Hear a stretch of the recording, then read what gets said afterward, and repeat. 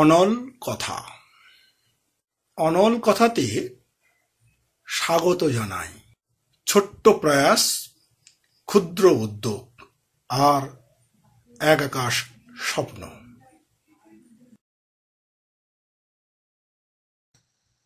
The poetry of earth, John Keats. এই পাঠ্যের শেষ অংশটি আজ থাকলো। পার্ট 1-এর লিংক কমেন্ট বক্সে দেওয়া আছে। Students, I have given you some short questions on the octave part of the poem in the previous day for your homework. Do hope you have done this properly. Now we will read the next portion of the poem.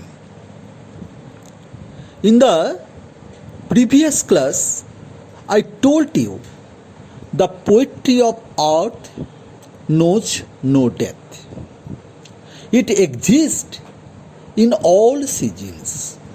In summer, birds stop their twittering due to scorching rays of the sun. They were too weary to sing. They were so tired that they could not sing or fly. But the earth's music does not stop there. Just then is heard the sweet humming of the grasshoppers. In absence of songbirds, they take the lead. Thus, Earth's music continues uninterruptedly. আমরা এই পর্যন্ত পড়েছি। Now, let us go through the latter part of the poem. Please open your book and follow. The poetry of earth is ceasing never. This is the first line of sestet portion of this poem. The poetry of earth is ceasing never. Ceasing means stopping, coming to an end. So, the poetry of earth is ceasing never means the music of the earth or nature or the natural music of the world never stops. You may again observe here the poet repeats the same idea as expressed in the opening line of the poem. So, the poet emphasized on the theme that nature's music is not hampered. Next line. On a lone winter evening, when the frost has wrought a silence. On a lone winter evening. Lone means lonely, solitary or lonesome, nirjan. You know, after summer comes winter. How is the atmosphere then? The atmosphere is dull and lifeless. পরিবেশটা থাকে তখন নিথর এবং প্রাণহীন। Silence prevails everywhere. নীরবতা সর্বত্র বিরাজমান। On winter evening, frost deepen silence. Okay, when the frost has wrought, wrought means created. Okay, frost has created or caused or made, brought about. Frost has wrought a silence. Silence means solitariness, calm, calm, calm, mild and mellow, or tranquility, TRANQUILITY. Note on in your exercise book. Or quietness, নীরবতা. So, on winter evening, frost deepen silence. কোনো নির্জন শীতের সন্ধ্যায় যখন কুয়াশা সৃষ্টি করে গাঢ় নির্জনতা. We know winter in England is very cold. Beating cold makes men suffer. All streets become lonely. Usual works were stopped. The entire nature then comes under the control of winter. Silence prevails everywhere. Fog and frost envelop everything. অর্থাৎ কুয়াশা বরফ একেবারে ঢাকিয়ে দেয় সমস্ত পরিবেশকে. People seek shelter in their cottage. লোকেরা তখন তাদের কুটিরে আশ্রয় নেয়. They sit by the hearth or fireplace. তখন তারা অগ্নিকুণ্ডের কাছে বসে কি করে? টু গেট সাম ওয়ার্ম, উষ্ণতা নেয়. চিলিং কোল্ড, কনকনে ঠান্ডা, ক্রিয়েটস এ প্রেসিং সাইলেন্স, গভীর নীরবতা সৃষ্টি করে.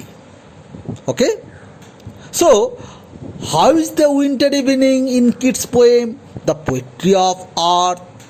Please give the answer. Answer is obviously the winter evening is lone and frosty in Keats' poem The Poetry of Earth. What has wrought a silence in winter evening? You may give the answer obviously. Frost has wrought a silence. Understand? Okay. Now it seems that no music is possible then. But what we see? The poet says, from the stove, next line, from the stove there shrills the cricket's song. Okay? Stove means fireplace. From the stove there shrills. Shrills means sounds with high pitched voice, তীক্ষ্ণ স্বরে ধ্বনিত হওয়া. So who shrills or whose voice is suddenly heard? Answer is the cricket's song is suddenly heard or the cricket shrills. অর্থাৎ ঝিঝি পোকা ডেকে ওঠে. The man beside the hearth or fireplace feels warmer with the song of the cricket. So the poet says, its warmth increasing ever. We know winter is extremely cold. A man sits by the fire. শীত প্রচণ্ড কনকনে শীতকাল. লোকেরা তখন অগ্নিকুণ্ডের কাছে বসে to get some worm, উষ্ণতা পাওয়ার জন্য. At that time he here's the songs of the cricket from behind the fire place, or suddenly crickets starts their chirping note. At once the depressing surrounding become alive with music of the cricket. The man beside the hearth feels warm. Okay, now we can say the cricket is the poet of winter. What got you the idea from the octave portion? There we see the grasshopper is the poet of summer. Now the cricket is the poet of winter. It warms the winter with its music. Okay, next. What seems to one in drowsiness half lost? This line. And seems to one in drowsiness half lost.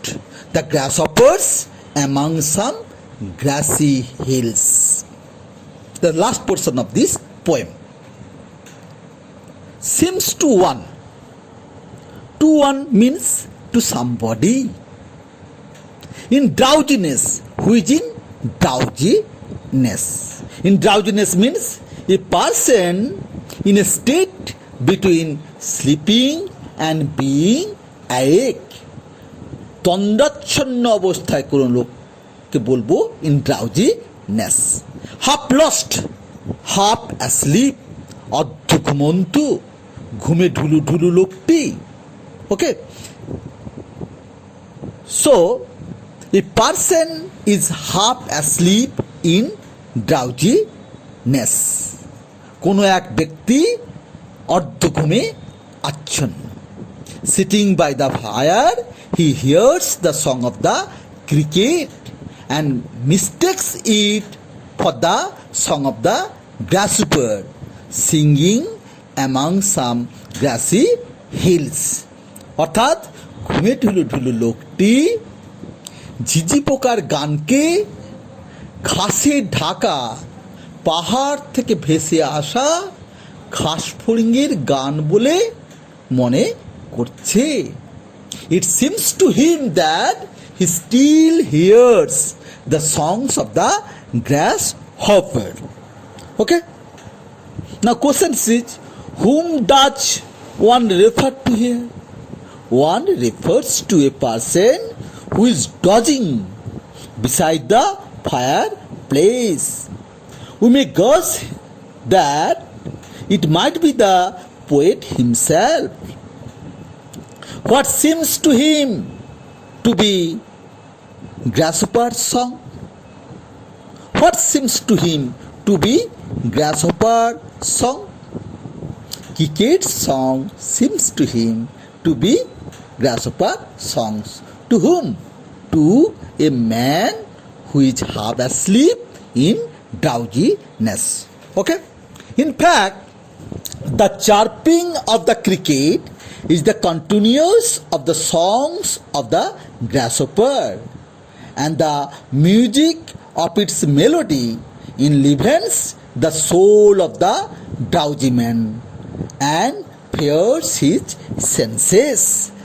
Finally, we may conclude that আমরা এই সিদ্ধান্তে আসতে পারি summer and winter thus represent the wonderful cycle of seasons, and the song of the grasshopper and the song of the cricket show the continuity of the poetry of earth.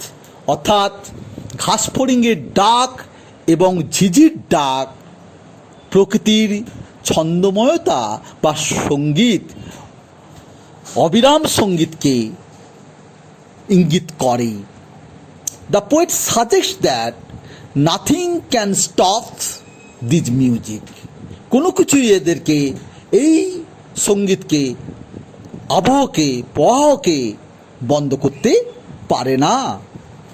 Though the season changes, the music and the poetry of earth never perish. I have discussed the poem line by line. Now I will say you the whole theme of the poem in a very simple language for your clear conception. The poetry of earth knows no death. It exists in all seasons. In summer, birds stopped twittering.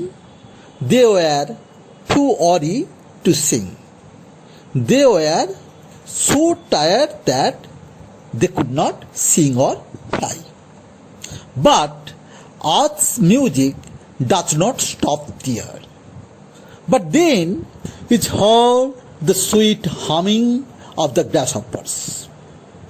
In absence of birds, they take the lead. Thus, Earth's music continues uninterruptedly. This is the theme of the octave portion of the poem. Next, after summer comes winter. The atmosphere is dull and lifeless. Silence prevails everywhere. On winter evening, frost deepens silence. People take rest at home. It seems that no music is possible then. Now, but suddenly is heard the song of the cricket. The man beside the hearth feels warmer with the song. In fact, the chirping of the cricket is the continuation of the songs of the grasshopper. বস্তুতপক্ষে ঝিল্লি রব ঘাসফড়িংয়ের গানেরই এক অখণ্ড প্রবাহ মানতা। And the music of its melody enlivens the soul of the drowsy man and fires his senses. আর তার সঙ্গীতের জাদু তন্দ্রাচ্ছন্ন মানুষের আত্মাকে উজ্জীবিত করে আর তার ইন্দ্রিয়ে জ্বালায় আগুনের পরশমণি। This is the theme of the whole poem.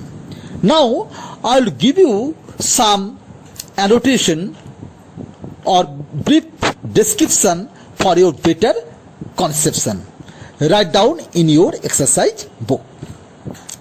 Poetry of earth. Make it point. Poetry of earth. By the expression, write down, by the expression, the poet wants to mean the music of nature. By the expression, the poet wants to mean the music of nature that always comes from birds and insects. That always comes from birds and insects and other natural phenomenon. Phenomenon. P-H-E-N-O-M-E-N-O-N. Full stop. Here, comma, the songs of the grasshopper and the cricket constitute the poetry of earth. The poetry of earth. Okay? Next. In the cooling trees, make it point. In the cooling trees, when the songbirds feel tired, T-I-R-E-D, tired or languished, L-A-N-G-U-I-S-H-E-D, with the scorching heat, H-E-A-T, heat of the summer, comma, they take shelter in the cooling shade of the tree. Cooling shade of the tree. Okay? Next. Summer's luxury. Summer's luxury. Colon.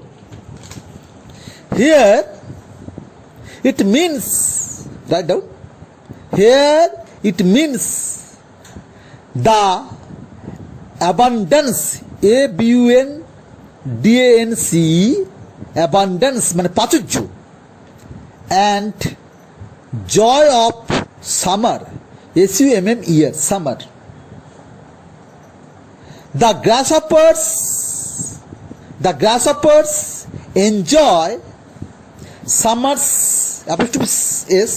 summer's wealth to their, T-H-E-I-R, their heart's content, H-A-R-T, content, C-O-N-T TNT. They express their delight through their humming. HUMMING. Okay? Next.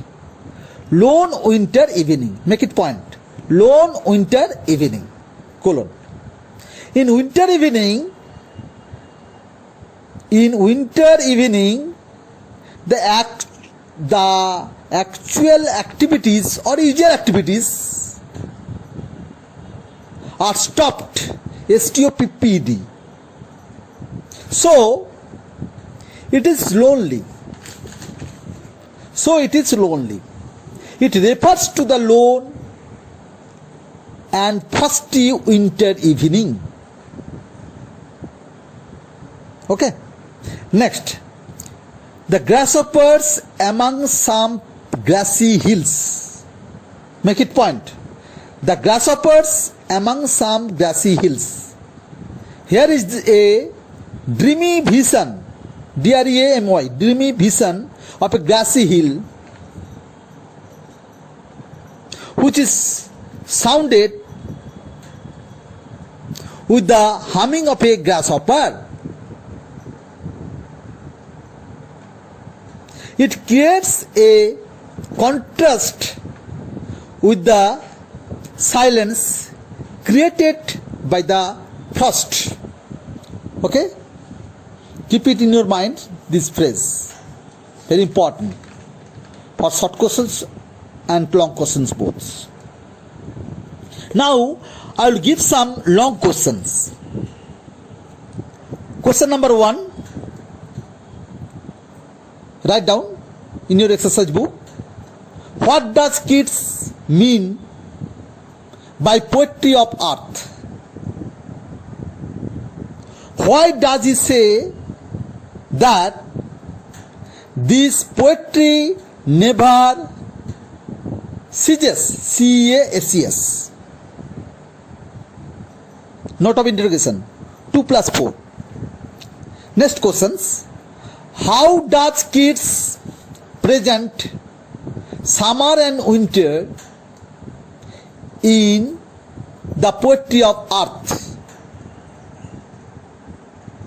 Or how does Keats present the cycle of seasons in the poem, the poetry of earth? We'll make the answer in 2 parts. First part will be the theme of the octave portion of the poem, and second part will be the theme of the sestet part of the poem. Okay? Next questions. Question number 3. Why does Keats feel that poetry of earth is never dead? Why does Keats feel that the poetry of earth is never dead? It will be the substance of the poem. Its answer will be the substance of the poem. Next questions. Justify the title of Keats' sonnet, The Poetry of Earth. Justify the title of the Keats poem, The Poetry of Earth. Here, just I will give you hints. You will start in this way. The title of the poem suggests its theme. As challenged by his friend Leigh Hunt, L-E-I-G-H, Leigh Hunt, H-U-N-T, Hunt, Keats wrote a sonnet on the grasshopper and the cricket. The sonnet was re-entitled The Poetry of Earth, highlighting the opening line of the octave and the sestet. Then you will give the theme of the whole poem, and finally you will write, thus the title becomes the catchword of the poem, and hence the title goes in perfect tune with the inner spirit of the poem. It is an excellent choice. Okay. In this way, you will write down the answer of this poem, of these questions.